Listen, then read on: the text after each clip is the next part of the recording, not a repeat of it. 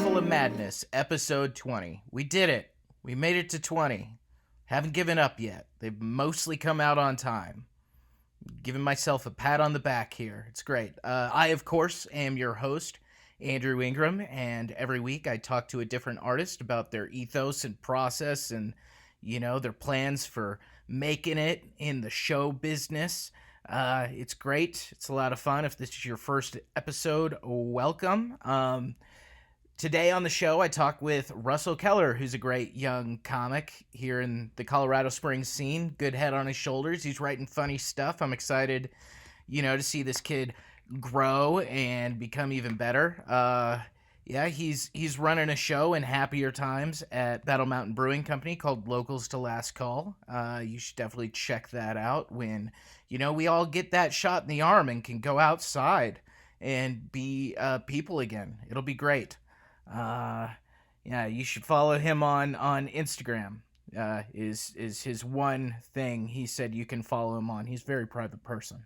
As for me, of course, you can follow me on Twitter at Drew Joker Ingram or on Instagram at Andrew Ingram 88. You can check out my writing at mindfulofmadness.com, and of course you should subscribe, follow this podcast wherever you're listening and or watching. Oh yeah, that's right. By the way, we did this over Zoom, and so I'm just uploading the video to YouTube. So if you want to look at my weird face, hop on over to YouTube and check it out over there. It's a lot of fun.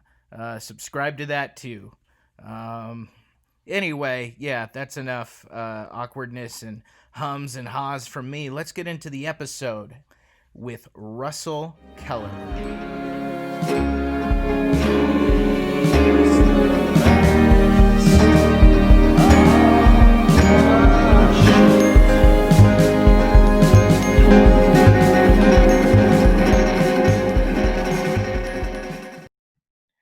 All right, welcome to Mindful of Madness, everybody. It's me, Andrew, and we're doing this over Zoom this time, so if it's bad, it's Zoom's fault. With me this week is a very funny man who's been doing comedy for, 2 years now? Like a year and a half. If we count the COVID times? Yes, exactly.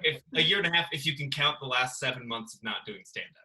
Yeah, but one of my favorite new additions to the little scene here in Colorado Springs, it's Russell Keller, everybody.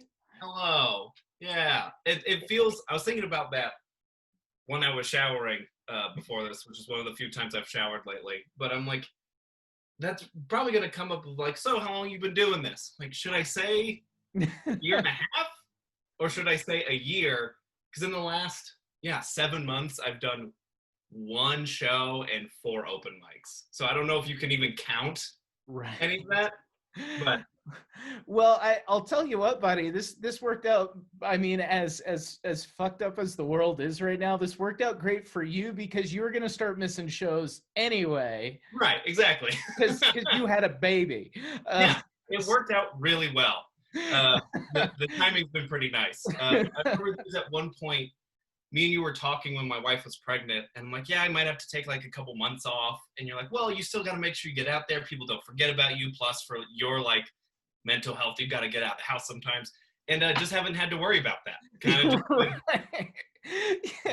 Well, and me being a blowhard, given a younger comic advice, I know what the fuck I'm talking about. And none of it mattered. But how have you been holding up? You been doing good? Good. It's been nice because I'm working from home, and because we just had the baby. She's 4 months old, so I've been able to still work full time and be able to contribute as a dad. Right. Instead of all right, I'm gonna leave from 8 to 5 and you just have to deal with it on your own. So even though I'm working in a meeting, a Zoom call meeting or whatever, I can still hold the baby. my coworkers aren't going to be upset that I'm holding a baby. Like if I'm talking to clients, they're going to be very understanding that like I clearly have like a 3-month-old. You can't be upset at me. And just when she needs a break, I would be shocked if like I had a baby and people were like, you know what, clearly unprofessional, sales off, all that stuff. But It's like, yeah, so it's been nice. geez, get a nanny, you 24-year-old. How dare you not be able to afford a nanny Right. on this nonprofit pay? Yeah, it's been nice to work at home and be able to like contribute as dad at the same time. But it is that thing of like, I can't really get a lot of work done because I am at home and I am trying to help the baby and stuff. So like I'll be recording a video walkthrough for somebody and then you just hear like a blood curdling screech in the background. I'm like, all right, that was a 15-minute video I gotta redo for the third time. Oh no. But no, it's been pretty good. We just my wife and I just finished all of Star Wars, all of it. We watched through all of it. We watched through Clone Wars, and then we just finished Rebels this morning. So, wow. because they just announced all this new Star Wars stuff, Yeah. all the new shows. So now we're ready, baby. Yeah. I am legitimately excited for the for the Rogue Squadron show. Yeah. I read the X-Wing books as a teenager, like in middle school. They were a big important like deal to me. And like even then I kind of knew they were trash, but I still loved them. Yeah. And I have been waiting for an X-Wing TV show since Disney bought Star Wars. And I was like, it just makes sense. It was the first thing. I mean, obviously it's the first thing I would make because I love it. But I also just think from a business standpoint, this is the type of show. This is always what played best in the extended universe is when you're not playing. And one of the many reasons the new trilogy is so divisive, in which I will call the trilogy as a whole a gentleman's seven, a gentleman's seven with one very good entry that could get me I honestly think Last Jedi is the best of the new films, and all the haters are racist. But I think the reason The Mandalorian's doing well and the reason some of these other shows are doing well is because you're not playing with characters people already care about. You can't betray a legacy that's not there. You know, even in the books, it was hard for me to read things Han Solo would say because the Solo movie is so stupid for a litany of reasons, but one of which is like, okay, so we start the movie, here's this street urchin kind of guy, and he's been this way for 20 years or whatever. Yeah. And then in 2 weeks of his life, everything that we know about Han Solo happens to him. And he stays the same person for the next 10 years until we see him in A New Hope, and then he changes again. But in 2 weeks, it's like, all right, here's his gun, here's his vest, here's his ship, here's his best friend, here's his other best friend, here's his catchphrase. Like, dude, every single thing that, like, and so even his stupid last name, like, it all happened. That was the worst part of the movie. That was the single. It doesn't make any sense. I'm a Solo defender. I think I don't think it's the movie they should have made. I don't think it's the movie fans really wanted. That being said, and it's impossible to fill Harrison Ford's shoes. Yeah, that's a job no young actor should be asked to fill. I have a whole convoluted theory about it. That's, Lord and Miller, when they were in charge, they made it about drug running. They went to the spice mines of Kessel. The spice is a drug. It was a movie about drug running, but you can't make a Disney movie about drug running. And so they made it about hyperfuel. And you couldn't get the original crime lord actor to come back and play that part. So they had to replace him with Paul Bettany, which, I'm never sad to see him in a movie. but you know, you had to reshoot all those scenes. You had to, the movie wasn't as good as it should have been because they had to change the premise halfway through. No one has ever said that officially, and I could be way off base there, but I would wager a very large chunk of change that that's the real reason Lord and Miller left, is because some executive got cold feet halfway through production and they had to change the entire movie. Yeah. That's so many of like watching the Clone Wars or the Rebel shows. Like they are kid shows, and you could tell like, okay, this is clearly the scene where like we gotta sell some plushies, so we gotta make this cute thing. And then there's times where like Dave Filoni, who's the guy who's creating every Star Wars thing that's good, it's his fault. And you could tell there's times where like, okay, I sold you X amount of dollars. We've hit this revenue projection. I'm going to do some Star Wars now. And you're going to give me 3 episodes to talk about like witches and dark magic and murder. And we'll go back to plushies. But I hit my and so you got to give this to me. You got to give me a few episodes to get real dark, scare some kids, have some zombies, and then we'll go back. Right. I have not dove into Clone Wars yet. Or I watched a little bit of Rebels. I loved the Cartoon Network shorts when they were like almost anime, like kind of Samurai Jackie. Yeah, Samurai Jack was what I was trying to remember the name of. Yeah, they were kind of Samurai Jackie. I loved those. And then they came out with the CGI bullshit. And for a cartoon to be CGI, for me to watch it, it has to be really fucking good. Like it's got to be Inside Out for me to get on board. You mean the animated movie Inside Out? Yes, I mean the story has to be so good. I look past the animation, and so I've never quite, as much as I love Star Wars, I've never quite like got on board with the TV shows, except for because I just don't like the animation style. Yeah, I definitely had to like suck it up because they are like kids shows. Right. So I looked up like, okay, what are the episodes that I have to watch? Like what are the essential episodes? Oh, okay. You can skip like almost like 3/4 of them if you're just watching like these are the essential episodes you need to watch. These are the Star Wars episodes. Right. So that helps. But yeah, especially like the Clone Wars show started in like 2008. Mm-hmm. It looks like VeggieTales. Like it doesn't look good. Right. The last season, like the season 7, like there's in the last 4 episodes, there's like some lightsaber duels, and it's like motion captured, and there's like ray tracing, and it's like it's beautifully crafted. So it as you watch it, you can tell like, oh, this is like when the new leap in technology happened. Yeah. So yeah, you do kind of have to bite the bullet for a while and be like, okay, this is a kid show, and it does look stupid.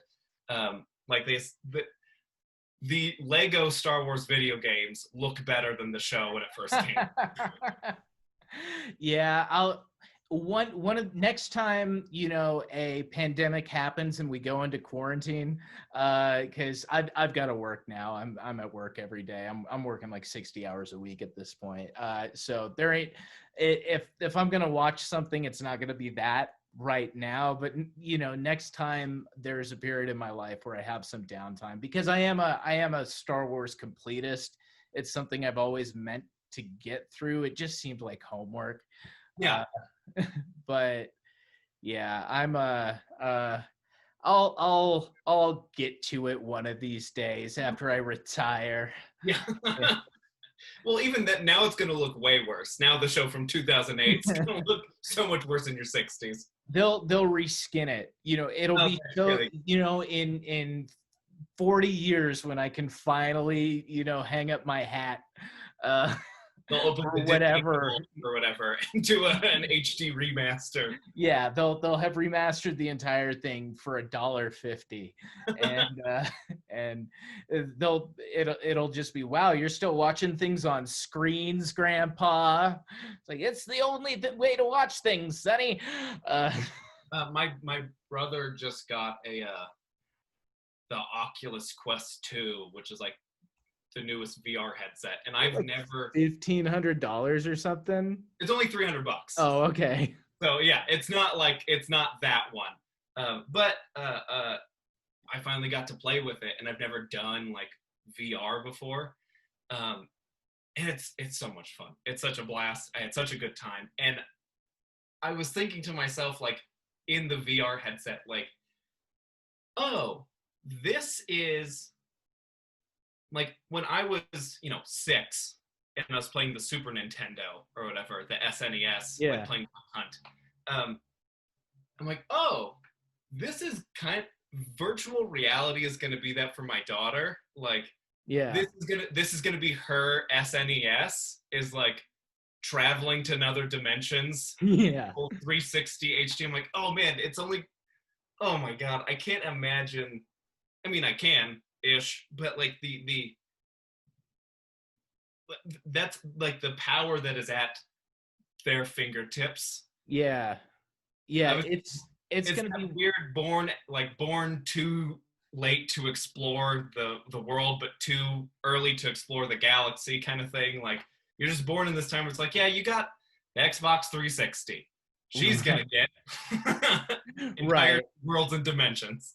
Well, see, I think that will be the future of nursing homes, though. Yeah. Will be bring him back to World War II. I think by the time, I'm immobile, there'll be like full haptic experiences, so that being ancient won't suck quite so much. Okay, the problem with this is that now you're starting to like prove Joe Rogan right, and that bothers me. I don't like that. I don't like that that's the direction this is going in. Yeah, this is a podcast. We brought up Joe Rogan. No. Oh man, it's so awkward because sometimes because that's kind of how I feel about Joe Rogan too. I don't have anything against the man, right, really. But I don't want it to be correct. Yeah, it's just chill out, bro. You've got more power than you maybe realize, and sometimes you need to shut the fuck up. But yeah, no, I do think this isn't necessarily new. I've read sci-fi books about this. I actually read this super interesting, I think it's called like a dream of the future or something. It's by a Cuban writer who was writing in communist Cuba, and is kind of a pro. It's interesting because there are clear, like, hardcore, like, not Black Lives Matter socialist, like hardcore communist ideas in the book, and not all of which I think the writer stands by now, but like the idea of like there was no singular hero because there's no such thing as a singular hero. Was just kind of an innate part of the story. Like, it's about all of these people, and without the organism, it all falls apart. And it was about a space journey and stuff. Sure. But one of the kind of communist propaganda parts of it, which may not be propaganda, maybe where things head, was that eventually the communists won because, and this is set in the future after the world has become a peaceful place, a couple generations after that. Now we're, exploring the Star Trek style and all that. But they talk about how the communists eventually won is technology got to the point where the industrialist capitalist pigs, the wealthy elites brokered a deal where they could just go live in tanks and create worlds in their tanks and live in a false reality, whereas the great socialists lived in the real world and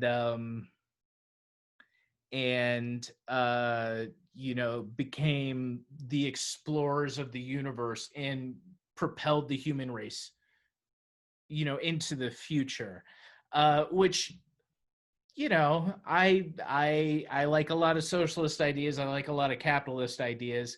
I think this was written in the 80s, and it was written under a communist regime, so there are clearly some like state messaging things that had to get in there, but it was a super interesting idea.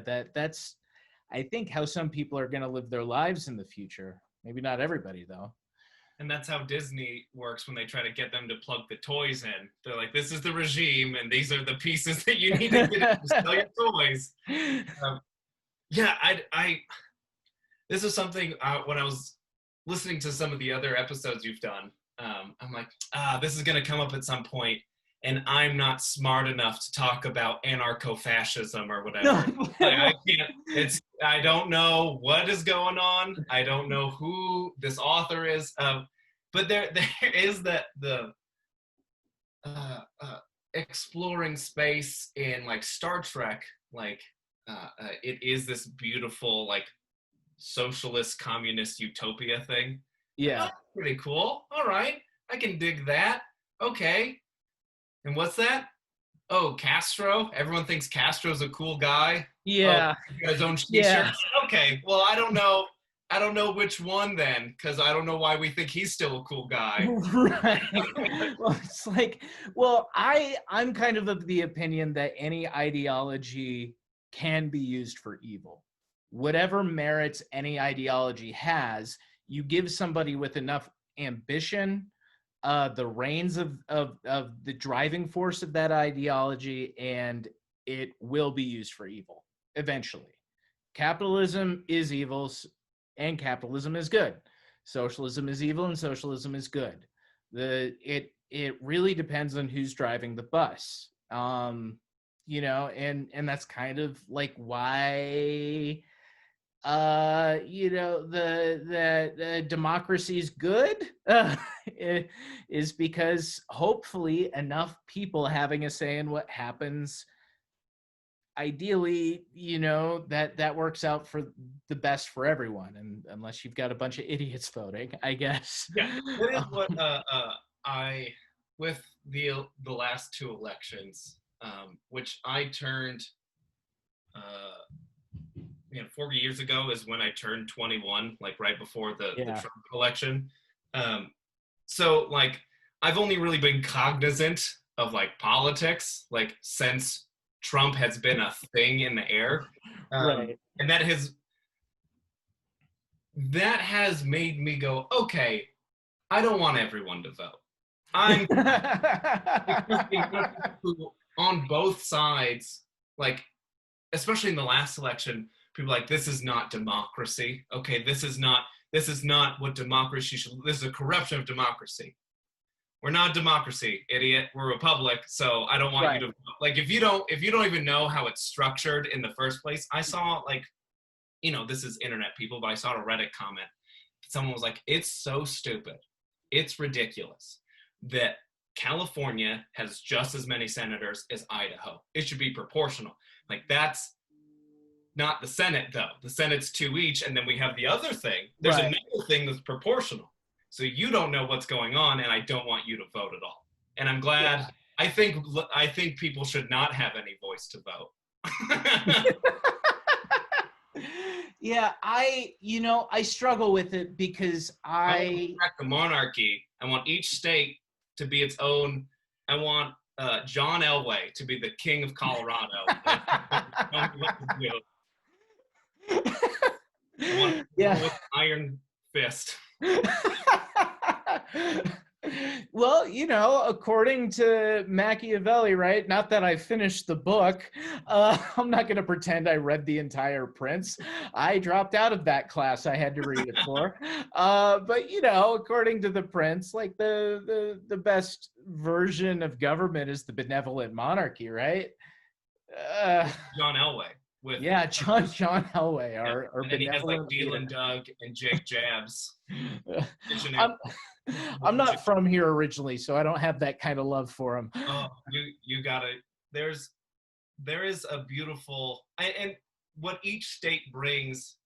I want to learn more about each state's like little local celebrities through combat and warfare. Like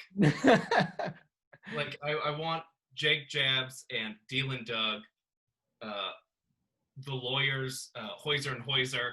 I want them to rise up to rule us, and then what? I don't know any other states. Flo Rida, I would imagine, would Right. be a big rep of Florida. But I took a class in college.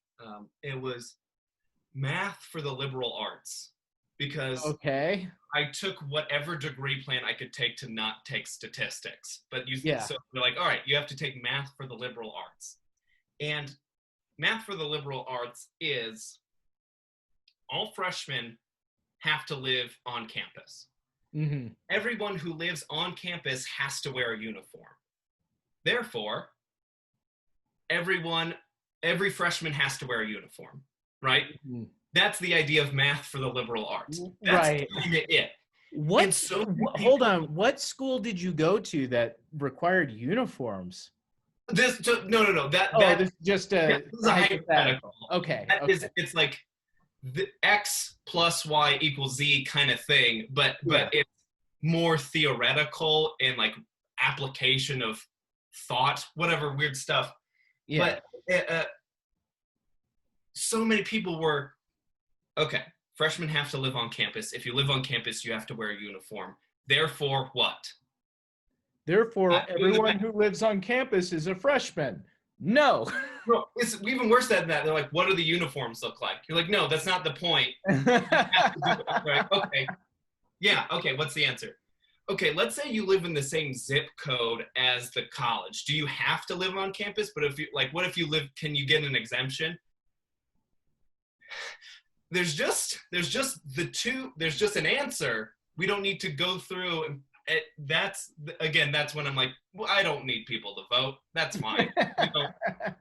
We don't need to put this in Colorado. In the local state measures, the closest one, like the 50-50 one, is like 1.6 million on this side, 1.6 million votes on this side, was like releasing wolves back into the wild. Mm-hmm. Like, why is that the one that split the state? The wolves one, like abortion was pretty far one way, minimum wage was pretty far one way, whatever. But they're like, man, the wolves is the one that people are fighting tooth and nail. It's a divisive issue. There are a lot of outdoorsmen in Colorado. I guess so. I'm like, yeah, people they don't get a say anymore. Yeah, I'm fine with that. I will tell you that is probably the ballot measure that I shot more from the hip on than any other. I was like, it seems like that's good for conservation. Release the wolves. I didn't do any research. I just said release the wolves. How many farmers are out there that are like, my God, no, not the wolves. Right. My cows will die. Oh my God, no. Let's see. If you're raising cows in Colorado, you should probably move elsewhere. This is a terrible place to raise cattle. That seems like a thing that I should not have been allowed to vote on. That should have been a sectioned off county thing. But right. You live in the suburbs. You're 25. You've always done the best job. Here, tell us about wolves. I'm like, sure, whatever you want. Bring the wolves back. Yeah, I didn't man, the judges was hard. Like voting on the judges, you actually had to do a lot of are the judging committees that they are a part of, did they give them a thumbs up or a thumbs down or a positive review or a negative review? And is the judging committee on the up and up, or are they biased? Right. And I did, I tried to find some outside sources, and I did the best I could. That's the one where I really feel like unsure of my ability to make an informed decision. Like the wolves thing, is like, that's just kind of fun to say, yes, release the wolves, and maybe that's irresponsible. But yeah, when it came to the judges, I just didn't know, and I did, I did as much research as I could in a night and made my decisions and hoped for the best, But, I just had a rule, because it's so much research. If it was like, okay, well, and the other thing is, Berg, he gets a thumbs up. He's in. Okay, right. whatever. That was kind of me shooting from the hip. It was like, I'm going for a theme here. Right. Well, and the other thing is, okay, so if I vote this judge out with the elections not in, how do I know who's going to control who the next judge is? It like is that going to be decided by the county, and then you have to look up, well, what's going on in this county, or is this going to be decided by the state legislator or by the governor? Is it going to be this? Is it a popular vote is it a referendum in the district he's in? Because all of that matters, at the end of the day, as to whether you'd actually keep a judge or vote one out is, well, what's the likelihood for this next judge? If it's, in a super hardcore red town, but it's a, hey, kind of, little liberal, on the liberal side of conservative judge, maybe that's the best they can do there when it comes to when it comes to not putting people in jail for 20 years because they found a little bit of coke in their pocket or something. Right. Yeah. But, and the fact that I knew most of those words because of Attack of the Clones is a good reason again why I should know that. The only reason I know what a vote of no confidence is Senator Amidala. You know what? As much as I have a strained relationship with the prequels, a lot of my interest in politics comes from that. Yeah. Well, let's talk about art a little bit. How's that sound? Art? Yeah. So Russell, you've only been doing comedy for a couple of years now, but you worked at a comedy club before that, which is, kind of the it's the Neil Brennan story, that's how he got his start too. When I worked at Comedy Works in Denver for a year, which was awesome.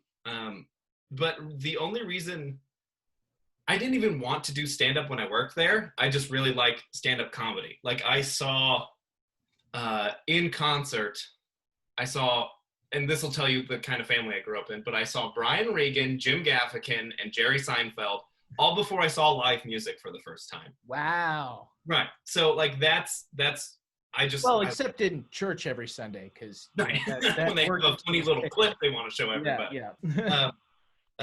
But that's kind of just how I just love comedy, and so I just wanted to work somewhere with comedy and do something related to it. But I didn't really have an interest in doing stand-up. So I worked at a comedy club for a year, which was cool because I kind of got to see like bad comedy before I had to experience bad comedy. Like I had the opportunity to see terrible open micers before I was participating for a year, which was really helpful. I think people don't really get, unless you're like intentionally like, oh, let's go see an open mic tonight. Oh God, no one has ever said that. No one. Exactly. So the only time you would see bad comedy is like when you're trying to seek it out on purpose. So I kind of got or when it ambushes you, when you're just trying to have a quiet drink. Right, exactly. So yeah, I didn't have to kind of like go through bad open mics as soon as I started. I'm like, all right, I kind of have a feel for what this looks like. So that gave me a little bit of a heads up, but I didn't get into stand up until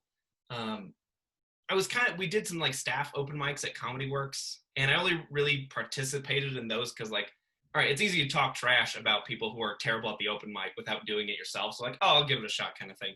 But I didn't really start until in college. I had a screenwriting professor who told me I was not funny. And oh, well, fuck that guy. right, so it was like that. So it was like, oh, first day of class, do a 5-minute introduction of yourself. So everybody goes around the room, and it's film class, so everybody's like, I write for the voiceless and the brokenhearted and the downtrodden. And I said something along the lines of like, I'm like it's not that funny looking back at it now, but it's like something along the lines of, you ever get a pistachio nut that's like sealed all the way around, and the only thing you can do with it is throw it in the trash or bash it open? Like, that's me emotionally. Like, and that's kind of like, that was the vibe of the presentation I gave. And they're like, okay, I see that you tried to be humorous, but it didn't, no, that's not funny, and that's not what we asked you to do. And it was harsh, and I went, you know what? I am funny. I'm better than you. You guys are a bunch of jerks, and you hurt my feelings. So I'm going to go do an open mic, and I'm going to prove this is funny. I'm very spiteful. I see that. Damn. Yeah. So I started doing stand-up to prove a teacher wrong. That's hilarious. Yeah. But again, all that time working at Comedy Works kind of gave me like a heads up on like what to do and what not to do. So when I first started, not to like toot my own horn, but like I would tell people like, oh yeah, this is my 5th open mic, or I've been doing this for 2 months. And people are like, oh my God, how are you like this good for only doing it for 2 months? I'm not saying I'm great, but I was pretty good for only have done it. Oh doing yeah. I would say that's true. Yeah. Yeah. So yeah, it's because I'm like, oh, I got to watch terrible comedy for a year and go like, okay, this is what not to do. This is how I should not present myself. I got to learn through other people's failures, which was very convenient for me. Do you think that the bad comedy was a better teaching tool for you than the actual good comics you'd see on the weekend? I think so, because again, like, you can find good comedy. You look up, every Netflix special, I mean, up for debate, but like most of them, yeah. Most of the comedy, most 90% of the Netflix specials, whether you think they're funny or not, are competent.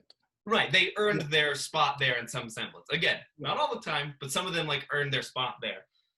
So you can find good comedy anywhere, unless you're looking for 15 views. Like, I recorded my open mic set and put it on my YouTube page. Like, it's hard to see.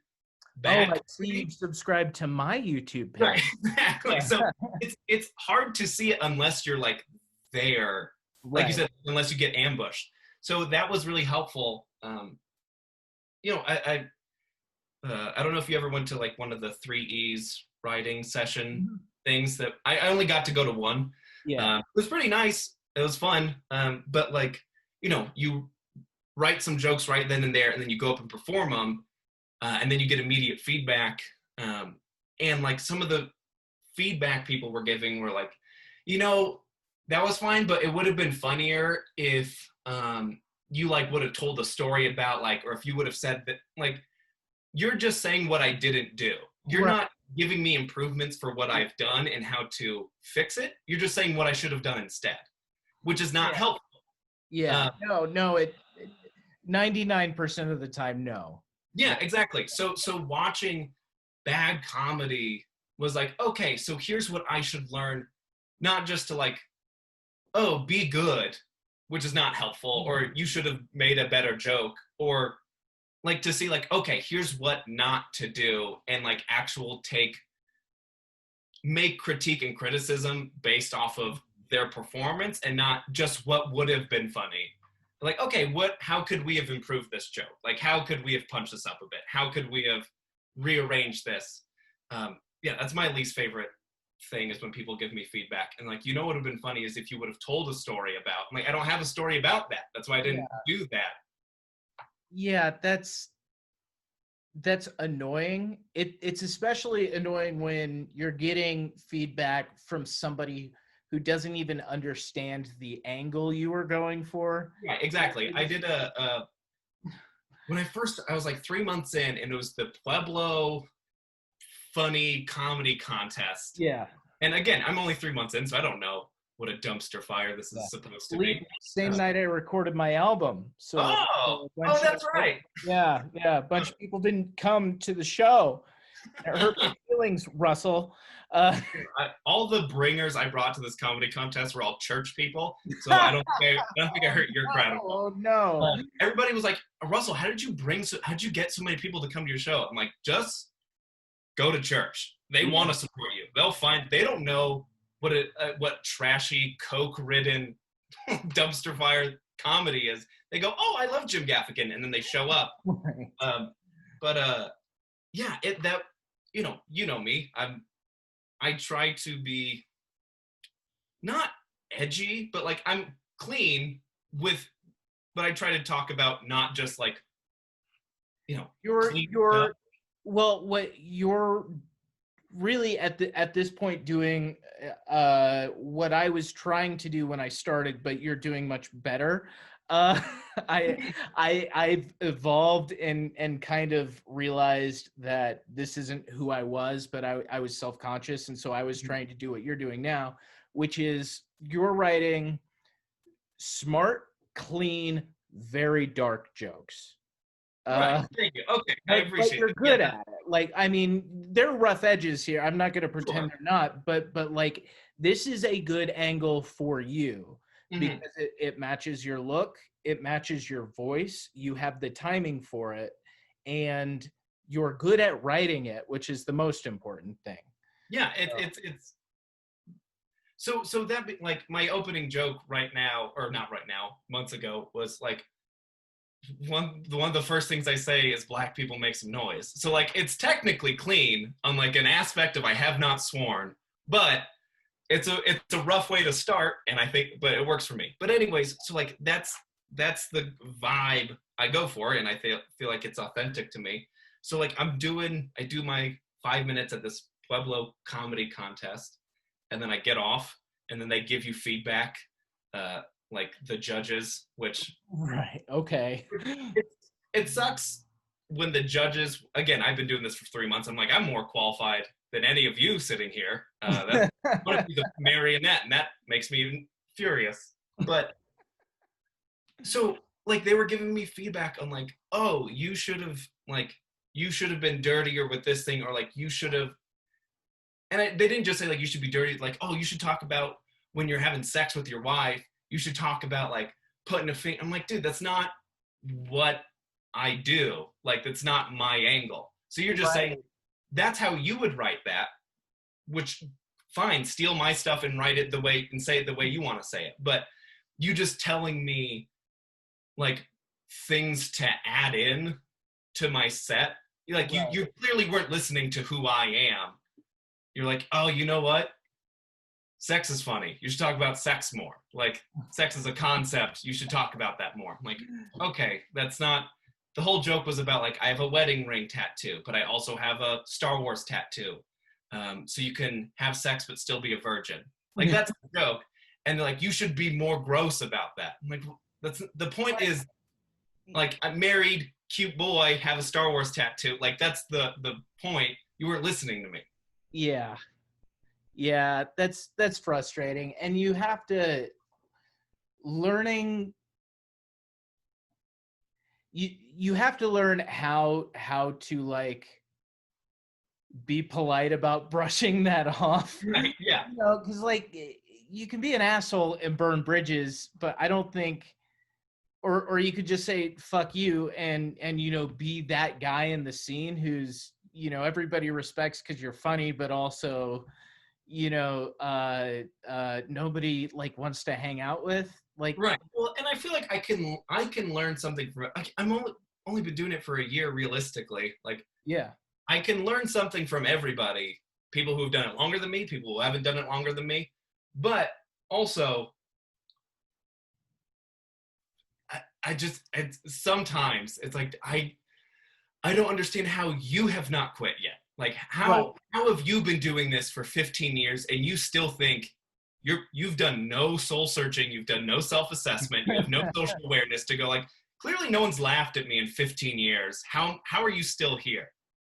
It's open mic comedy has no bar for entry. And so there are people it attracts, and like Low lives, yeah.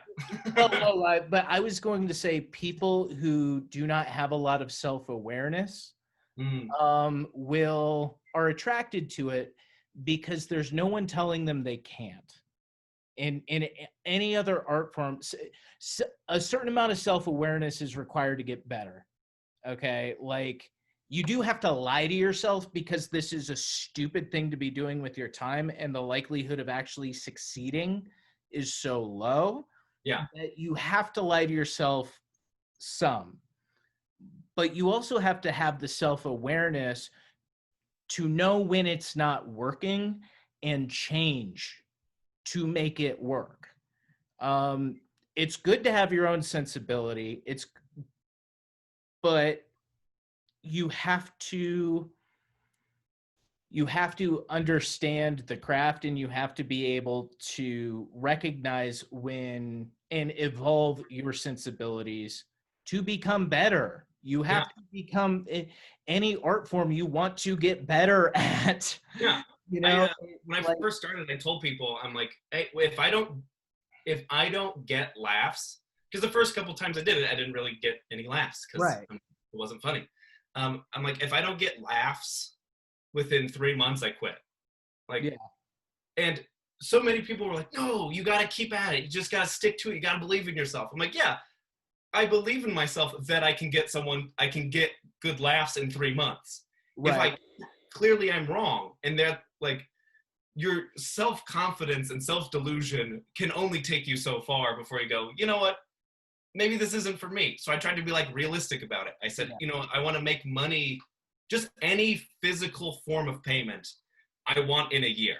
I want to get paid for this in a year. And if I don't, then I quit. Right. And it's not like I don't believe in myself, but I believe in myself enough to say, I can make this happen. And if I can't, well, then I believed in the wrong thing, and it's time to find a new thing to do. There was so much, again, self-confidence, believe in yourself. But so many people told me, like, no, you can't quit. You can't quit if you don't do it. Like, no, if I'm not making people laugh, why am I doing it? It doesn't make any sense.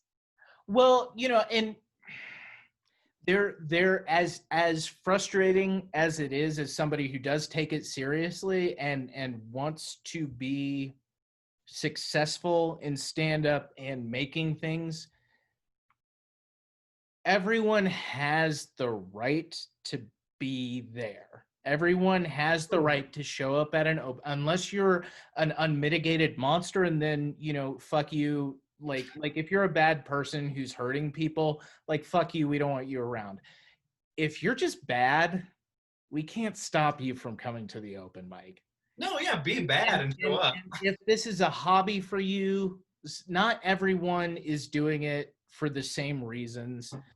And even if your reason is to get famous and you're terrible and you never get better, I still can't tell you not to come to my show if I'm running an open mic. And that's frustrating, but it's also kind of beautiful. Oh, yeah. It's a personal thing for me. No, absolutely. That's all I'm trying to say. It's like, for a long time when I started, I would say you got better much faster than I did.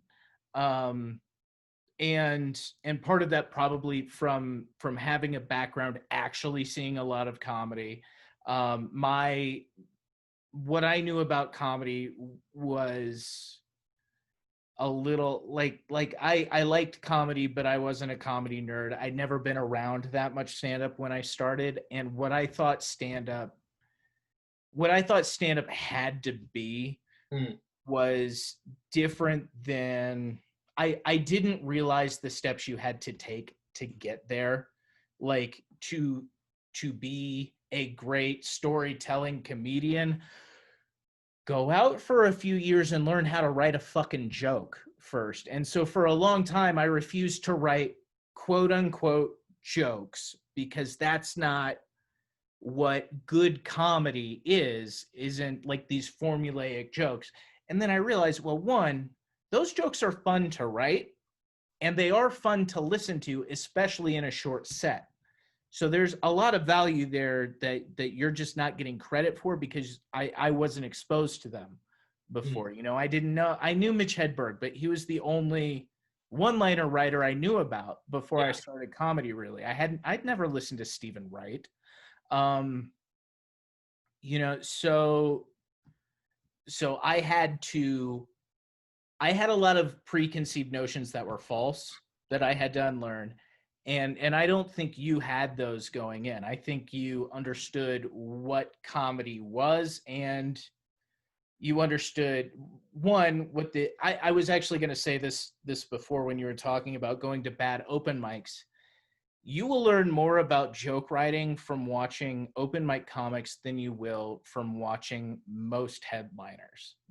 Because most headliners are operating on a different level. Yeah, people are there to see them. You can be fine, but people are there, like they're on your team. They want to not just that, but they're working at a comedy 104 level instead of a 101 level. Oh, sure. So you don't even necessarily see the building blocks as to why this is funny. You're just seeing Tom trigonometry.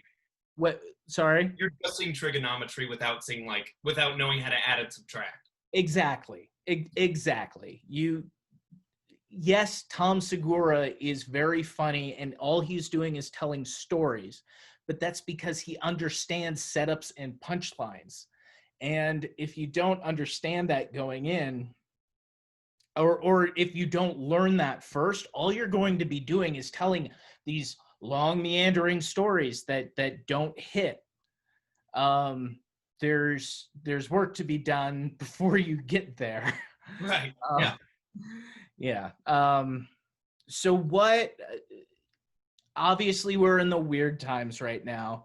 What's kind of the next thing? What's the next goal? You got laughs, you got paid. What's next? Yeah, I was right before quarantine. I had dates to host at Looney's for a weekend. Yeah. And with it, for me, Looney's is like our local small joint. But for me, in my first year, it's like, okay, I got a hosting gig for a weekend at an actual comedy club. That was a huge accomplishment for me. No, that's a huge accomplishment in your first year, by the way, especially in this town. Yeah. So that's a big deal. It was a big deal. I was excited. And then the week I was supposed to do it is the week that everything shut down. Yeah. It was like your show on a Friday, and then the next week was Looney's, and then it all got shut down, and I was devastated. I was so excited for that for my show, not your fucking hosting show, my show. I was so excited for that. Yours was awesome. Everyone on it, I was super excited to work with. I was stoked. Anthony Armstrong was gonna headline for the audience, and Anthony's a fucking killer. A little divisive, but laugh was my favorite part about working at Comedy Works, which is him laughing at people from the back row. It was beautiful. And it's a mean laugh too. It's mean. It's harsh. It is. When he's laughing at you, it's not for the reasons you want. It was beautiful to have a silent room, because it's some 40-year-old woman doing grab a flower and water squirts out, and no one is laughing but Anthony. Yeah. And it is boisterous. It is mean. It is such a good laugh. I remember my first time working with Anthony. I was doing a show at the Dab Lounge, and it was right after I got out of the Army, and somebody offered me a dab, so I took a dab, and then I went up on stage and started killing. For the first 2 minutes I was up there, I killed. I did I think you've heard it, because I think you heard some of the run up to my album taping, but it was the Magic School Bus joke. Yeah. And stuff. And he genuinely laughed at that. The Dab Lounge, not a big laughing room, because everybody is asleep. Yeah. And he was laughing so hard at that joke, and there were actual reactions from the people sleeping on the couches. And I was like, this is going great. And then I tried a new joke that was sad about getting out of the army and how PTSD, and it was weird trying to find a job because I'm afraid of like a paperwork because the army fucked me up. And it was not good, and it was not working. And he just got up there and said, man, you got to do more of that Magic School Bus shit. That's funny. Stop talking about that serious stuff, man. This is comedy. You got it, Anthony. That's what I'll do next time. I'd be careful about doing the impression. No, hey, man. Anyways, but so one of the first open mic, I think like the first open mic I ever did was Loonies, like the Tuesday Loonies mic. And I think the second one I ever did was Gold Camp. And then the third one I ever did was the Dab Lounge. And for me, going to the Dab Lounge was a very weird experience. Being a little Christian boy. Because I'm like, okay, smoke pot, whatever. Like, okay, no big deal. Like, oh, dabs are drugs. Like, when you're cooking it, it's drugs now. Now it's drugs. Yeah. I drove someone once to Denver. And like, hey, do you mind if I like, I don't remember how he put it, but the way he expressed it was like, oh, you're going to smoke weed in my Prius. I'm like, sure, just roll the windows down. Sure. Yeah. Whatever. It's a Prius. I don't care about it. Yeah. But so then he takes out like his pipe and spoon or whatever and starts, I'm like, this isn't what I thought you had asked me to do. It's more of an event. Right. I don't like that. You had to bring out a suitcase, like a little case, and flip it open. I don't like that. So yeah, hey, can we? I'm sorry. I know you're in the middle of the story. Can we pause for a second? Yeah, you're good. Okay. And we're back. Sorry about that. There was some commotion in the house, which was on my end, not the end with the baby.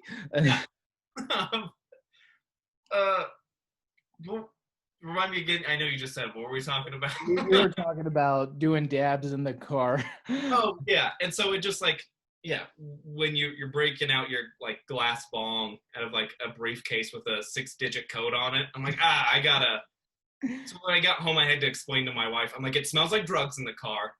There were drugs in the car, and I know I smell like drugs, but I wasn't though. So it was such a bizarre. So now I know what dabs are, and they're gross. But Yeah. So like I was set up to do Loonies, and I was super excited about that. Like within my first year of comedy, I'm like, that's kind of a big deal. I did the first 3 E's open mic. I think it's like the only one that they actually had before everything re-shut back down.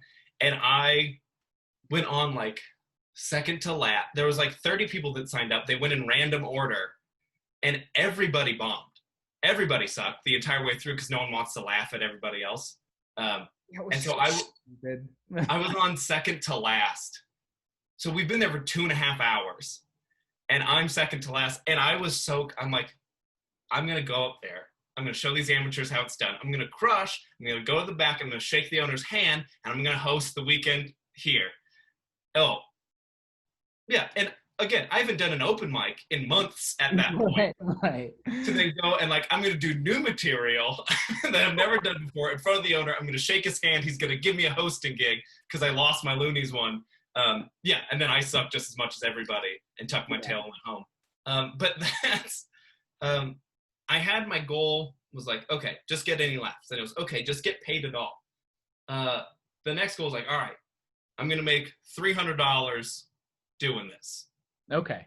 And if I would have got that Loonies paycheck, that would have been it. Like that was all I needed to make $300.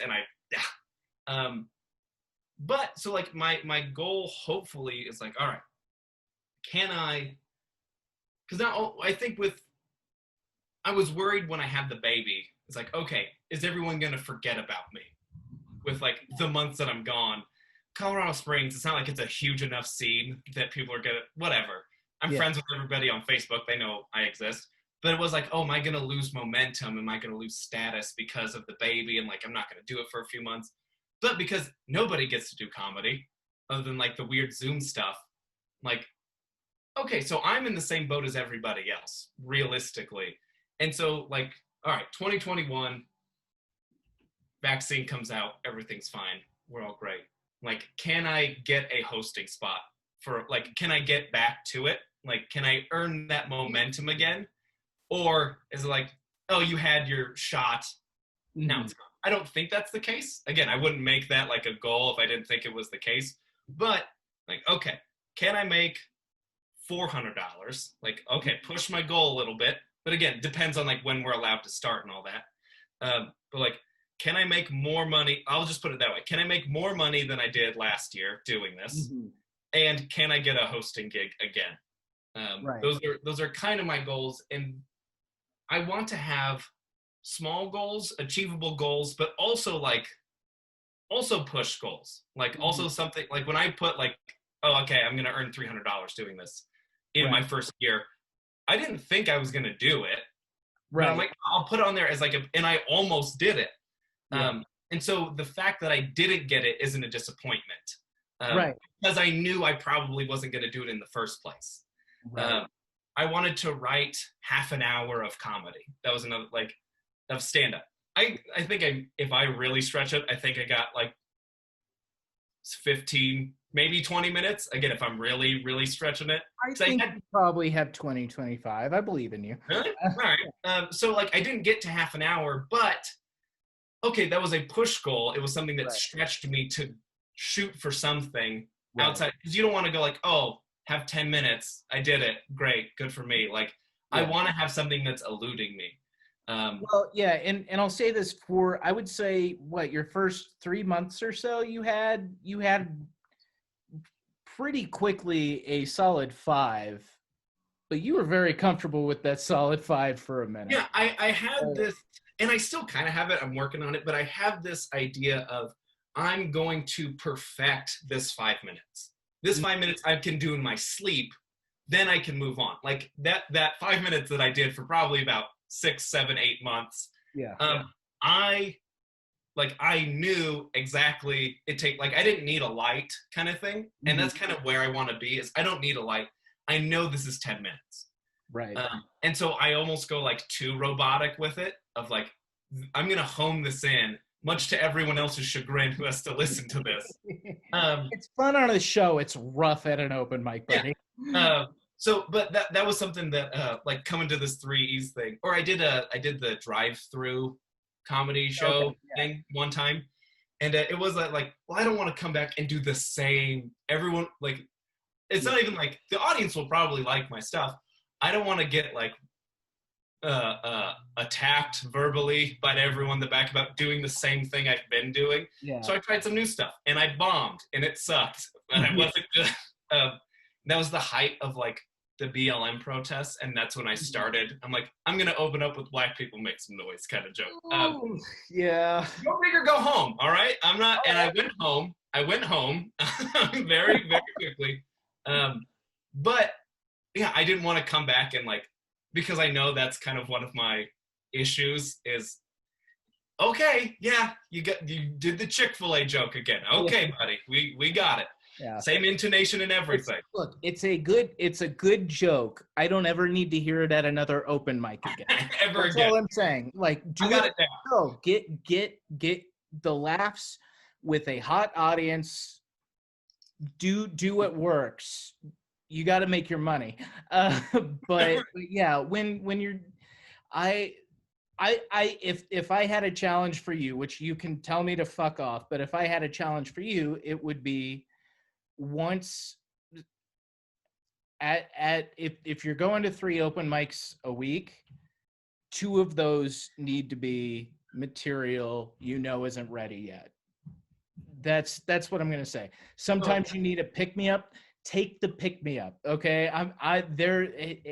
Throw in a pick-me-up joke in the middle of new material. Get the audience on your side, but yeah, you gotta keep writing like all the time. It's hard to do. It's especially hard to do right now. Yeah, my biggest like hold up, along with like, okay, I have to get this robotically down, is I can't tell a joke that I don't know isn't good before I even do it at the open mic. I have to know it's a good joke. I can't. Oh, okay. That's something that like I've seen people like we'll have a conversation at the bar and they're like, that's funny, I'm gonna try that. And they go up and they try to do it and they work it out on stage. That's awesome. I wish I need to get maybe not that point, but I need to get to the point where like I don't know if this is good. Mhm. Let's find out. I have to know it's a good joke. I have to have said it at work, at work 30 times and like worked it out with different people before I even like. So yeah, I have a really hard time bringing something, and then figuring it out. Like I have to know this is killer before I even get there, because what if the two people at this dive bar at 8:30 p.m. on a Tuesday, what if this is so good that one of them follows me on Instagram, and then like I'm always planning like the 3 steps ahead of like, what if this guy is he writes comedy in New York City and he's here visiting his aunt and he just happened to be here and then I crush it. You never know. I hold the door open for people because I'm like, what if I get a job? What if I hold the door open for someone like, you know what, kid? No one's got manners anymore. Here's the keys to my car. And I'm like, thanks, mister. Every time. You are too hopeful to be a comedian. That's so funny to me, dude. Yeah, I mean, I props to you for the positivity there. Like this facade of jolly, good-hearted nature is purely to gain. Yeah, right. I want to take advantage of people. This is just my way of doing it. I can't be like so in your face. I have to be subtle and be like, oh, I'm just a little boy. You might. And you go, oh, sweet, let me help him. And then I'm hoping everyone's got a sweet grandma heart. I get it. You're nice. You're not kind. You're nice. Right. I understand. Yeah. There is a difference. That was a big thing that in like my naivete, not even in comedy, just in life, had to figure out. I was like, oh, niceness is not in of itself a good thing. Right. Like, just being nice isn't good. Like being generous is a good thing. Being compassionate's a good thing. Being nice is fine if it comes alongside some other things, but nice in of itself is not a good thing to be. Nice is essentially a social it's a social contract. Right, exactly. Right? Like and being nice has more to do with getting along in the world than it actually has to do with being a good person, with helping others. That's exactly. You can be nice and be a sucker. You can be nice and not help anybody in your life and just be a nice person. You can be nice and take advantage of people. Exactly. Yeah. You know, it's very easy.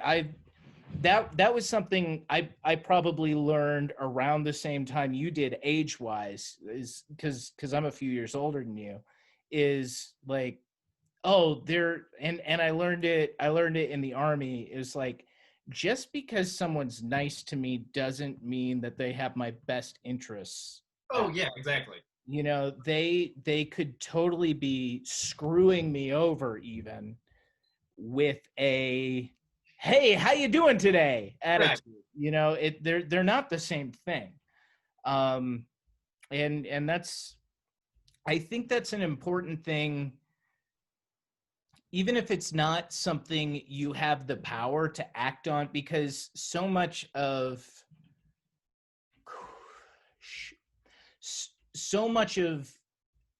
being a part of a I don't want to say show business, even, because what we do isn't really show business. We're part of a scene. Sure. Yeah. Which, you know, so much of being part of a scene is recognizing it, understanding it somebody who's nice to you doesn't necessarily mean that they're they're going to be good to you. Mm-hmm. But you can still work with that person. You can still, like, just because they are taking advantage of you doesn't mean that you can't take advantage of the situation. Doesn't mean that you can't use the work that gets thrown your way because you were nice in turn, or you were generous to a person who was clearly just using you. Yeah. That it, other people's actions don't have to dictate the kind of person you are. And this is probably true for life in general, not just the arts, but like I kind of see everything through the lens of the the things I want to accomplish and the things I want to do. And so, I mean, there are probably points in time where I've been the nice guy that's maybe taking advantage of a situation. I hope that's not true, but it's certainly possible. It's not something that I can do consciously because it makes me feel gross. But there are, and it's not even that they're bad people. They're just, this is how the survival mechanisms that some people have. And I think maybe it's even more prevalent in the arts because everything we do, everything we make is about eliciting some sort of emotional response. Yeah. And one of the best pieces of advice I've gotten so far has been from Mike Hammock. okay, This was last year. I did like a one of those like painting, like where you paint and then while the paint comedy. And I was talking to him, and he complimented my black people make some noise joke. He said it was perfect. I just want to put that out there. But we were talking because we kind of have similar backgrounds. Like we have a similar vibe in a lot of ways. And one thing he was like, do you? Because I told him like, oh, I'm married and my wife's pregnant and that kind of thing. He's like, do you like hang out or do you like go home because your wife's at home? I'm like, oh, I kind of do my set and I'll stay to like support other people, but I gotta go home or else my wife's gonna be furious. He's like, okay, that's what I did for like 8 years. Good luck ever getting booked on a show. Good luck, because you're not one of the boys. Mm-hmm. So people who are much worse than you are gonna get on shows much more often than you because you're not like a buddy. Yeah. And so you have to find a way. So he's like, if you're not one of the boys, you got to host a show because you need something over people in a way. Like either you're their friend and they want to put you on their show because they just like you, or you have something that they want to get booked on your show. So you have to book them on their show. Like, so he was like, I'm like, oh, just being funny isn't always the best thing to be. Sometimes, yeah, like being the nicest isn't being the best thing to be. Like sometimes you just have to play the game, and I don't like that. And I don't even like, the only show I host is Locals to Last Call, and me and George have done it twice. It was Mel's show. Me and George have done it twice. That's it. Like that's the only show I have under my belt. So yeah, I don't got any pull with the fellas, with the scene. Yeah, I will say this. I think you have something. You have a couple things over, and I'm not talking shit on anybody. Everybody has strengths, but I think you are approaching stand-up more seriously than which is, kind of funny. Approaching stand-up seriously at all is kind of funny. But you're approaching stand-up more seriously than most of the others who started around the same time you did. And I think that the people who have been doing it longer, who have shows, recognize that. Because we had an influx about the same time you started, a lot of other people started. And we had an influx of new talent in the scene, which is great. And I think overall that's a good thing. Now, a lot of those people are starting shows and I'm not getting booked on them often because I'm not hanging out either. I've also been doing this for a lot longer, and I was happy to hang out when I started because this was the only social scene I was a part of. But you know, as time goes on and as you get older and you have more responsibilities, that's just not an option anymore. And it's Yeah. probably not an option for you.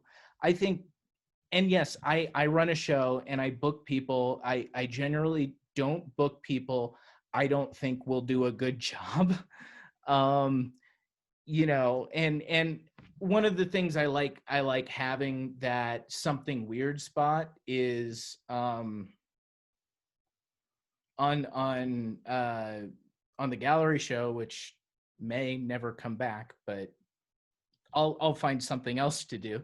And I really like having that spot. But one of the reasons I like it is it can give an opportunity to somebody who hasn't quite nailed the stand-up aspect of the game yet to stretch and work in front of a good audience. Because if nothing else, I know I cultivated a good audience at that show, and to grow, you have to get in front of a good audience every once in a while.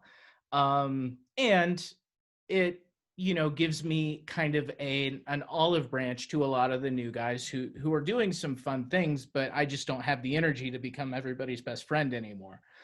I, you know, not that I don't, I feel like I kind of failed your class a little bit because I assumed all of you would quit. Uh, um, I don't didn't. even know who like was my like who started with me because I was so I'm not like because I'm not meeting out and like hanging out and Yeah, yeah. chatting up with No, everybody. it's okay. Well, I and have no idea who even like I started with who quit. Like right, right. Not a lot. I mean, it's interesting. A lot of people I thought quit just weren't going to the same shows I was going to. that's I hate the loonies like open mics where there's Mhm. 45 people there. I'm like, it's the same 12 of us at every other mic. And all of a sudden we come here, there's 60 people. I've never seen any of you in my Yeah. life. I talked to a guy once and he's like, oh yeah, I've been doing stand-up for about 2 years. I'm like, oh, where do you do? He's like, just here. I'm like, oh, you Stand suck. up. You have 2 minutes that's really good that you do here every time. Right, exactly. Right. You're not really a comedian. I have invited so many people at that show to other shows and they never come. And until about 2 years ago when you started.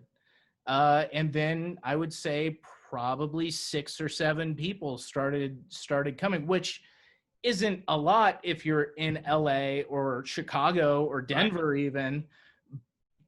But in a city like Colorado Springs, having 6 or 7 new dedicated comics who are coming out to shows, even if not all of you are great or are not even that you're bad, but that you're still very green. Just having new blood in the scene is a good thing. It's an exciting thing. But I honestly thought because in the 5 years I'd been doing it up to that point, most people who started after me weren't doing it anymore. And I'd become friends with some of them and then they wouldn't be around anymore. And then we wouldn't be friends anymore. And, you know, it was like, well, that's fine. But, and I was happy some people were coming out to shows, but I didn't have any hope that most of you would stick around and some of you have. And I'm glad, I'm glad, you know, and hopefully the momentum continues. Yeah. You know, I want this, I've kind of shifted my focus, you know, I still have a lot of goals for stand up, but I think I've recognized as an art form alone, it is very difficult to make a living just doing stand up. Some people do it and some people find a lot of success doing it, but you know, I for a long time my goal was I have to get to LA or New York. You know, I'm going to hit 5 years and then I'm going to go to LA or New York. Well, in 5 years frankly, I wasn't ready. And I don't know that that's what I want anymore. You know, I like producing shows, and I like booking better, and I like building something. And I don't think I'd get to build anything if I went elsewhere. Right, it's done. You know, it's done. The apparatus is already there. Here I get to build something. Here, you know, and not that I have to be a central part of it. I'm a worker. You know, there are better comics in the scene. Some of you guys will get that started after me will get better than me. People who started after me are probably already better than me, and that's fine. I don't have an ego about it, but I do want to keep making things, and I want to keep getting better, and I want to help build something so everyone else can succeed. That's kind of where I'm at with comedy at the moment, especially right now when there's not going to be forward momentum for a couple years now for any of us. I mean, there will be on a local stage, especially for hopefully people who have only been doing it for a year or two. But, you know, I mean, let's face it. When it comes to comedy clubs that are booking me, I'm still just, you know, hoping to get booked as a host at Looney's too, you know, and that's not even disappointing to me because it hasn't been a focus for me for a long time, you know, making stuff for myself. Finding goals. You've been talking about, or we've been talking about making goals, and I find the only way I could not go crazy was if I made goals that were totally dependent on me. Yeah. You know, so like I think you've been stating some very reasonable goals, but they are all goals that require some exterior influence to happen. Making money requires other people's input to make that happen. Now, granted, having a show and having Gold Camp, which is a good show, will help once, or not Gold Camp, with Battle Mountain. There you go. Yeah, Battle Mountain now. And I think that'll definitely help you make money. And it'll help you reach other goals, because running a show will just make you a better comedian because you have a lot of responsibility there. You have to keep the energy up and stuff. It'll make you a better comedian. Yeah. That's another thing I've just like hosting, like running a show is again something that I kind of have tried to pay attention to when it's done bad before I've done it my own. The amount of, and like taking comedy seriously, to go back to that like the amount of, I realize we're clowns, but I've gone to so many open mics. It's like, okay, this starts at 8 and the host shows up at 8:35. Like, what are you doing? Like, why are you even here? Like, it drives me crazy because like it is comedy and it's fun. Like this is not a business goal for me by any means. This is just this is my creative outlet and it's fun and I like to do it. It's a challenge. But dude, if you say you're going to be here at 8, be here at 8. What is wrong with you? Yeah. It is so frustrating. And so even things like that of, or like I've seen hosts, like, I'm going to try some new stuff out and start reading stuff off their phone. Like, no, you're the host. Again, I realize maybe you don't get the opportunity to like do the open mic because you're hosting the open mic, but that's the sacrifice you made when you decided to host the show. Right. Your job is to tee us up, not stare at your phone for 15 minutes and go, all right, what do we got next? What else we got here? And sit in silence for 36 seconds at a time. Well, I'll say I think a host should be cognizant. Look, if you're in a dark bar and the only other people there are comics, fucking do your new jokes. Oh yeah, sure. If you're the host. But if there is a hot crowd at your open mic and that doesn't happen very often, fucking do your job. Yeah, that's what I'm talking about, is there's new people here, so you as the host get excited and you go, oh, there's people, I'm going to do my new stuff and impress everybody. No. That's not, you decided you're hosting the show. Yeah. You're not on the show. So Yeah. host the show. Where you can grow as a host is in the transitions between comics, because that's an opportunity to riff, to not necessarily do crowd work, but almost. Yeah, you gotta have a fun, mean thing to say about everybody. You gotta have a fun, cutting comment for everybody. It can be a tag. It can be a thought that connects to what, the last comic had to say. I like being a mean host. Not every comedian appreciates that. That's just something to be cognizant of. The more I think you it works know, if you're good at it. But I've seen a handful of times where it's just like, look at that fat idiot, slit your throat. Anyway, moving on, our next comic coming up. Yeah. Well, it's better to do it it's better to do it after.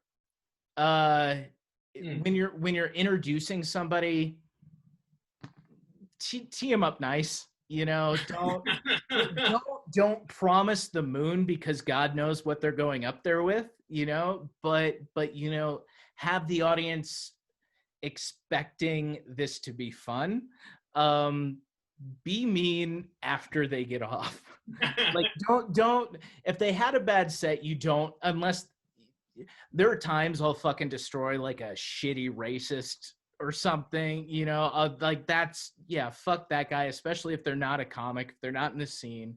It's just somebody who showed up, or they saw there was an open mic, so they signed up, and then they told a bunch of racist jokes. Like, fuck that guy, destroy that guy. But when if you don't have to be critical of the person's material, but you can be critical of them. Right. You can bring up some stuff. Like, your next comic coming up left his wife and kids. Like he totally abandoned the company. It's definitely right. I mean, but that being said, you don't want to throw them off. Like, you don't want to ruin their set before they get up there. So sometimes it's better just to like make those comments as they're getting off, and right before you introduce the next person. It's like, yeah, that guy left his wife and kids. Your next comic is getting a divorce next week, or don't tell his wife, whatever. But like that, because I've hosted good shows and I've hosted bad shows, and I've been a good host and I've been a bad host. And I've done both at the same time. Sure, right? Yeah, like I hosted an open mic at A64 while I was hosting the Gallery Below show, and the Gallery Below show was good, and the A64 show was bad. And the reason the A64 show was bad was it was on Monday nights, and I wanted to be at the Zodiac. And so I torpedoed my own show. I fucked it up, and I don't even think I knew I was doing that, but I was a bad host at that show. And I was like, oh, this is just an open mic. Who fucking care? I was being a shitty host at that show. And then I'd give it my all at the Gallery. Granted, I was making money at the Gallery, and I was making very little at A64, but that wasn't it. It had more to do with the crowd's not being great, and I was resentful of that. And the more resentful I was, the worse the crowds got, because I didn't want to be there. And that was on me. I was being really immature at the time, which was only, I had a Facebook memory about it, and I was like, that was a year and a half ago. That wasn't even, I thought that was 4 years ago now. That was 2 years ago. Wow. Those Facebook memories are, I got Facebook when I was 15. Oh no. And so to see the memories pop back up of just like 16-year-old, 17-year-old Russell begging for attention from anybody, just wanting it, like, Russell Keller is logging off now. Hit me, like, no one was hitting me up. No one cared. I No. was getting off. No one talked to me afterwards. It breaks No my heart to likes, no comments. Yeah. like 3 years ago, I went through my old Facebook conversations because they're still up there. I can go back and read what I said to whatever girl when I was in middle school or high school. Oh no. Oh, calling a lot of people babe, calling a lot of women honey, throwing a lot of I love yous around, just trying to be like real casual, like trying to be a slick Rick kind of guy. Like, hey, Doesn't sugar, translate on text what's though. going on? Ew, very uncomfortable. So I like I wrote a Facebook. I'm like, hey, if you're just a woman that I talked to between this year and this year, I'm really sorry about that. That was gross. That was uncomfortable for everybody. Yeah. I thought I had the slickest online game, but then of course, like in person in high school, it's like, hey Russell, how are you? Good. Cool. Do you want to sit with us for lunch? Sure. But online, I'm like, hey, hey, slick, what's going on? Hey, at least somebody was asking if you wanted to sit with them at lunch. Yeah, well, my online game was pretty good. Let me tell you. A lot of funny GIFs, a lot of cool memes, a lot of good rage face comics that I send around. The fact that you knew what a meme was in high school makes me feel ancient. Yeah, you're on the downhill. Well, You're on the way out. Yeah, my hair's already it's already waiting for me in heaven. I had had my daughter. The 2 months after she was born, I throw up my back. Like, this is it. It's over. Like, this is how it starts. Yeah. No, I keep finding like not gray hairs, white hairs in my beard. And it's like, wow. I like the beard. Oh, thanks, man. I finally have a job where I'm allowed to grow one. So that's nice. Yeah. Are you doing it as like I know a lot of people who like they were in the military and then they grow facial hair as rebelliousness from being in the military. Yeah, like even people who loved the military do it.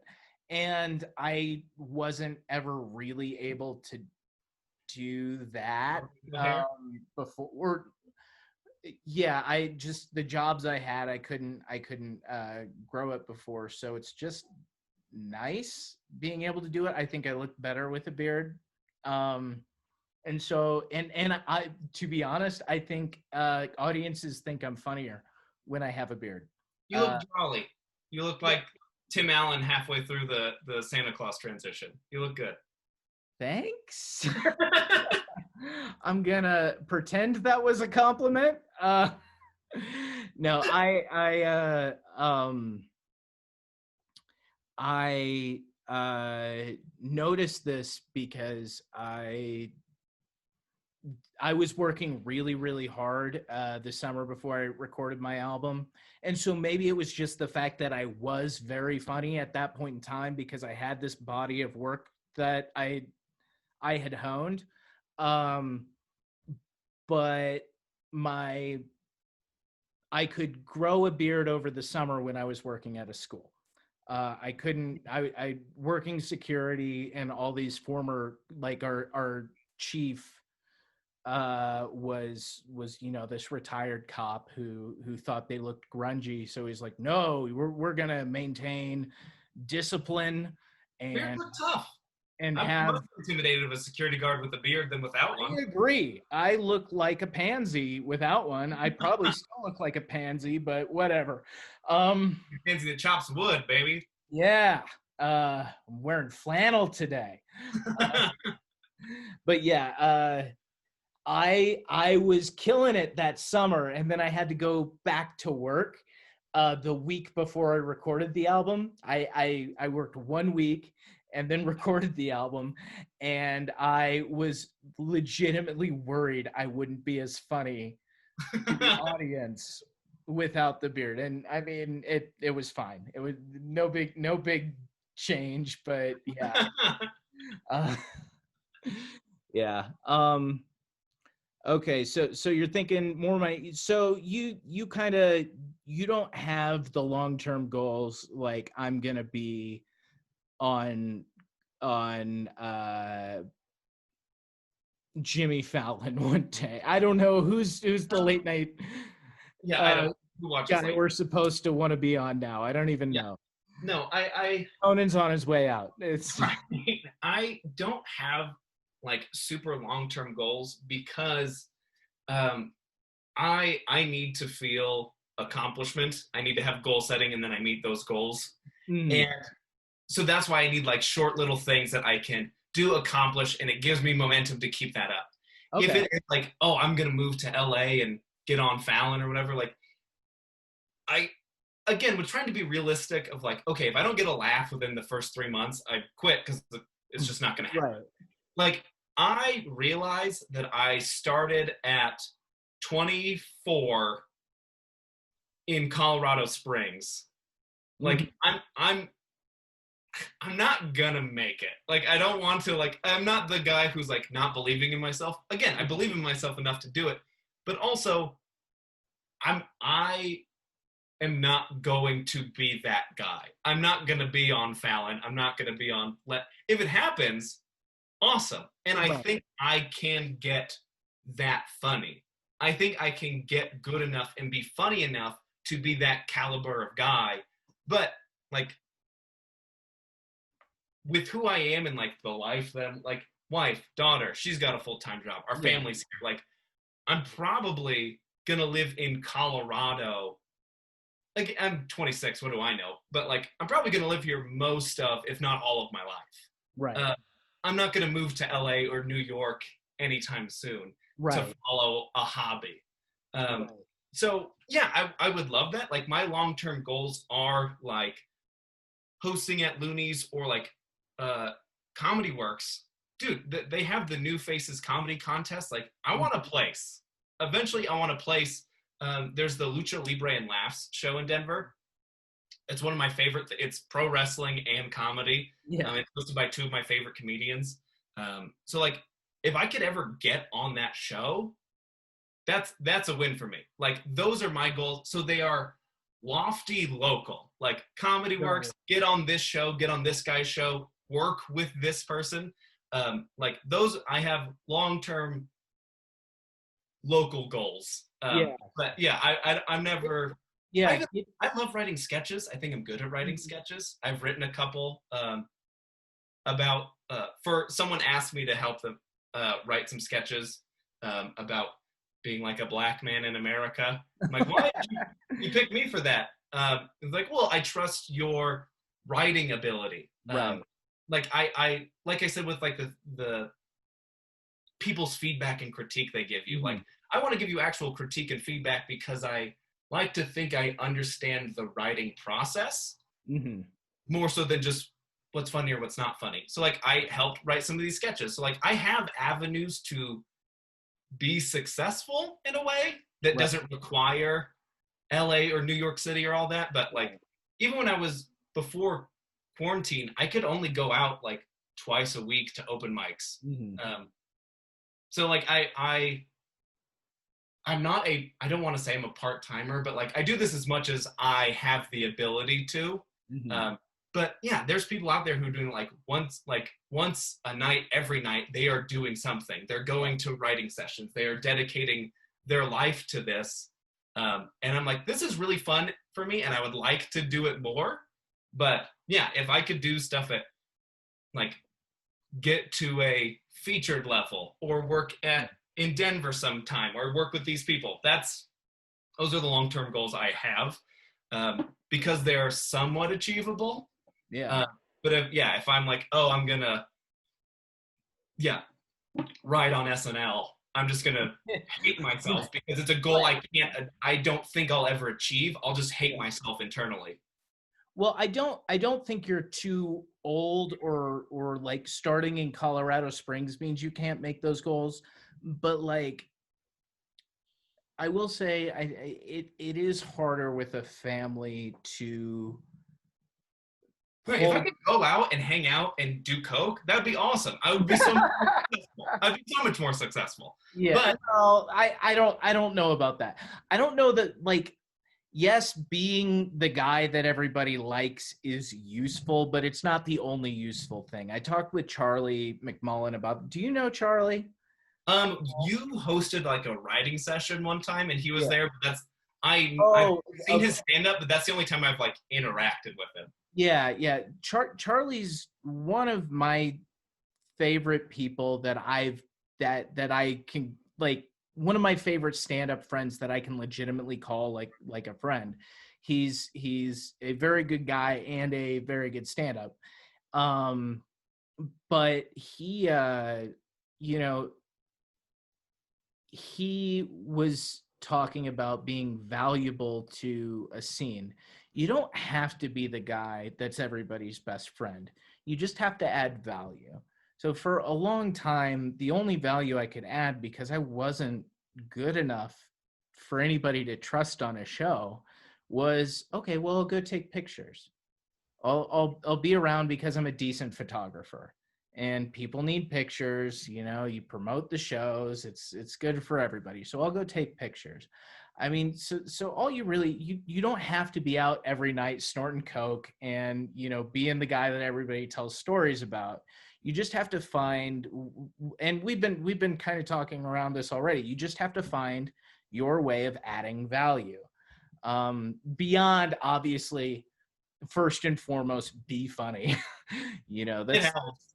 that should probably go without saying, but the first and foremost, be funny. Second, Charlie is an amazing artist, so he makes show posters for people, and that's how he integrated himself. When he moved to Tennessee for a while, he integrated himself in the scene there by making show posters for people.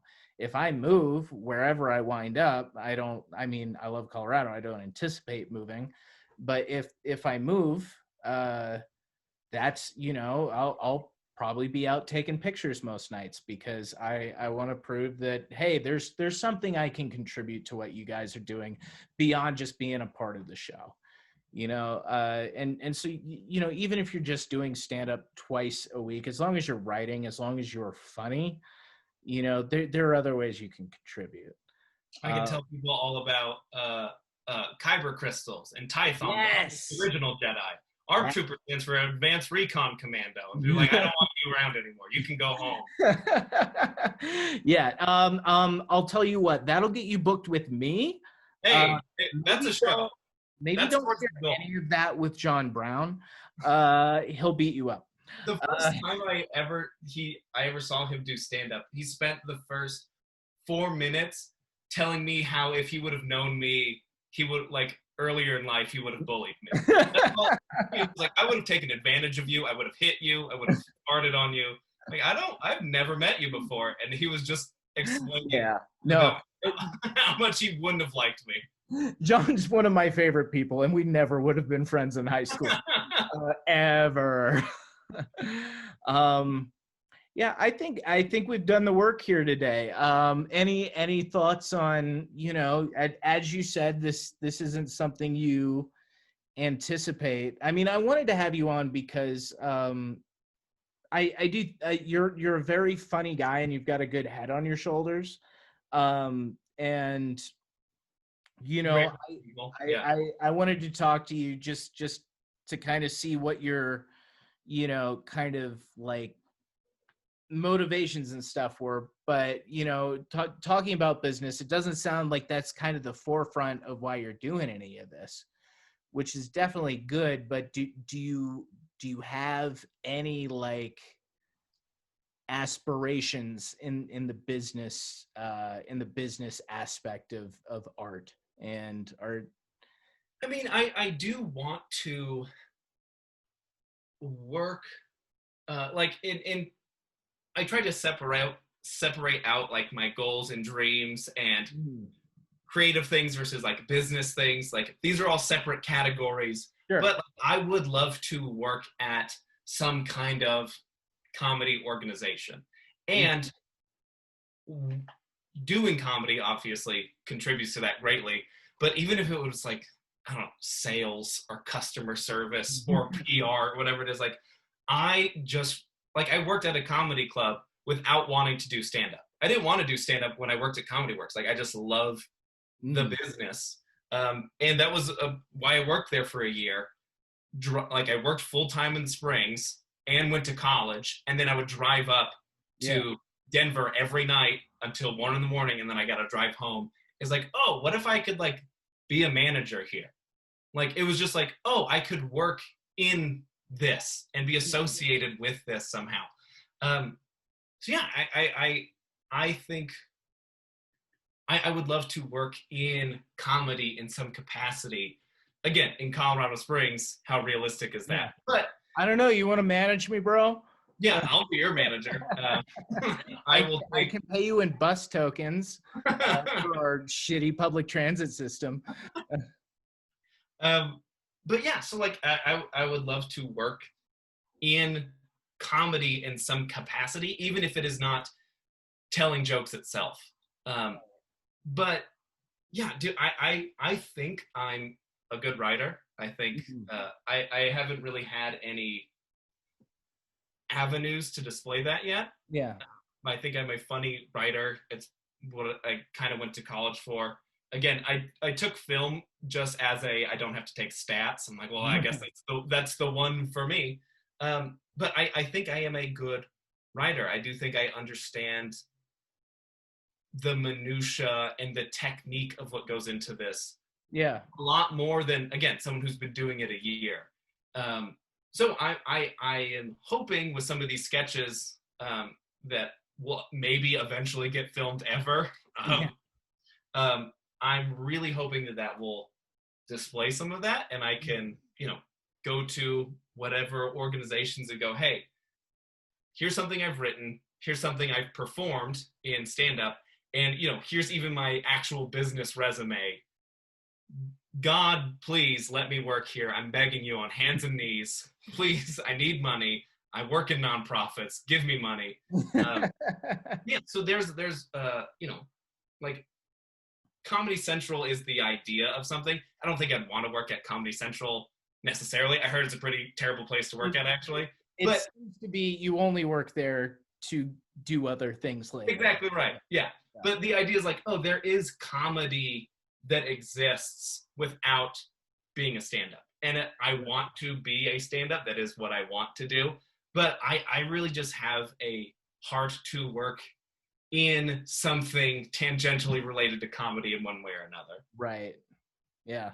Well, I mean, or Lucasfilm, whatever. If you guys want to hire me, hey, I'm only kind of kidding when I say we should get together and work up a pitch for something. For if you want to have a Star Wars podcast, if you want to do a Star Wars D&D kind of whatever you want to do, I have no one to talk about this with.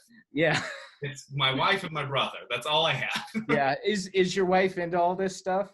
Yeah, that was actually something that when we were watching through the Clone Wars, I'm like, I am so lucky to have married someone who cares about this as much as I do. Yeah. And then just watching The Mandalorian with her brothers. Mm-hmm. And they're like, oh, I hope he drops the they're trying. I'm like, oh, you mean a seed, a seismic charge? I even forgot it now. But I'm like, oh, you mean a seismic charge? And like, yeah, seismic charge. I'm like, you guys should be so lucky your sister married someone who cares about this as much as I do to know what a seismic charge is based off of the sound effects you were making.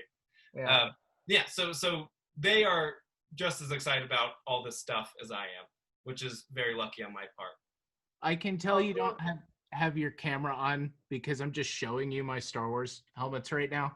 Yeah, the audio listeners are gonna love this. Yeah, they'll get it.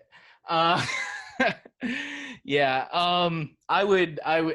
we should talk about doing something. We could make. I had some ideas for like some Star Wars shorts and stuff that I think are very doable with a green screen and the equipment I have. So we should talk sometime. I would just like to, I mean, honestly, it's the weird times and I'm working 60 hours a week now, but I mean, I'd love to sit down and just kind of talk writing with you sometime. I mean, we've done some writing session stuff, but there are always like a bunch of people there and some of them are on the same wavelength and some of them are not. Yeah, for sure. Yeah. we should get together and hash some stuff out sometimes. Yeah, we'll talk about the minutia. Yeah. All right. Cool. Well, I think I'm gonna hit the stop button now. I think we did the work. Thanks for doing the show, man. Do you have stuff to plug before we go? Nope. I got nothing at all. Yeah, you're just a Facebook boy, right? You don't really do the Twitter. Yeah, I wish my wife keeps telling me I have a Twitter. I feel like my Facebook statuses don't get the love that they deserve. Yeah, I'm on Facebook. You're funny. You're funny on Facebook. I mean, I'm very funny. To get attention is just to get attention for the sake of getting attention gets real frustrating, and sometimes I feel like that's what I'm doing on there. And I would say don't friend me on Facebook, because then if you ever see my stand-up, you're like, I've heard this before, so don't. But you can follow me on Instagram. It's Keller Me Impressed. All right, Keller Me Impressed. All right. Folks, yeah, the rate, review, and subscribe to the podcast for the love of God. I can't really do anything to make this thing grow. It's doing great on Facebook for some reason. Or great's a relative term. Great as in, you know, 12 compared to 6 is double, so. Right. So, you know, it's a relative term. I'm making a podcast in Colorado Springs, for God's sake. But it seems to be picking up steam on Facebook and not so much on the podcast app. So if you are listening on Spotify or iTunes or whatever, you know, help me get the word out. I'd appreciate it. Go to Mindful of Madness for my writing, and just follow me on Twitter if you want. My screen name, not my handle, but the name I've chosen for myself is Almond Joy Division, which I think is very good. So that's just a taste of the content you can expect over there. All right, guys, go make stuff.